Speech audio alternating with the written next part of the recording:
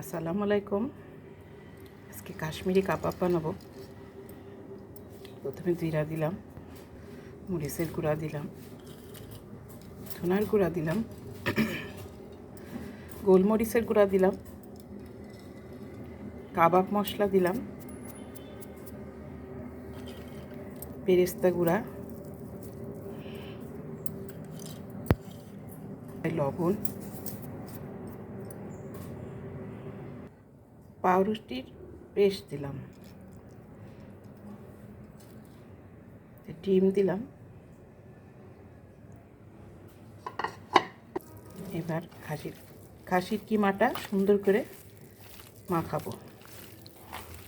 সেদ্ধ করা কিমা, এটা শুধু মশলা মাখায়ে ভাজতে হবে। সেদ্ধ করা এই জন্য বেশি ভাজা লাগবে না, নরম অল্প ভাজলেই হয়ে যাবে। গোল গোল করে একটা শেপ তৈরি করব কাবাবের। কাবাবটা পোলোয়া খেতে অনেক সুন্দর লাগবে। সেদ্ধ করা মাংস, এই জন্য এই রান্নাটা খুব তাড়াতাড়ি হয়ে যায়।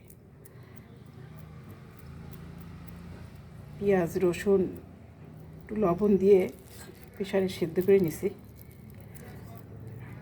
একবারে সফট হয়ে গেছে। তারপরে পাটাতে বেটে এই সব গুঁড়া মশলা দিয়ে এভাবে বানিয়ে নেব। এবার ভেজে নেব কাবাবগুলো, এবার ভেজে নেব।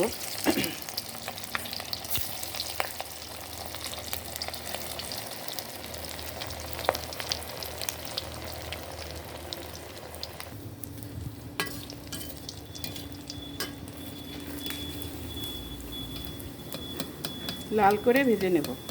ভাজতে সময় লাগবে না, কারণ এটা সেদ্ধ করা। খাসির এই কাবাবটা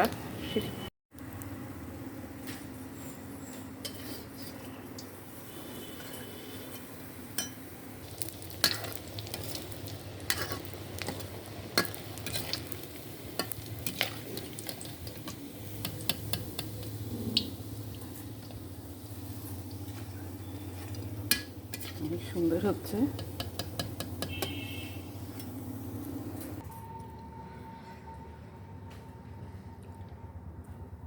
হয়ে গেল আমার কাশ্মীরি কাবাব। দেখেন কত নরম সফট হয়েছে, একেবারেই সফট। বানাতে সময় লাগে না, সেদ্ধ করা থাকে, শুধু মাখাই নিয়ে বানানো।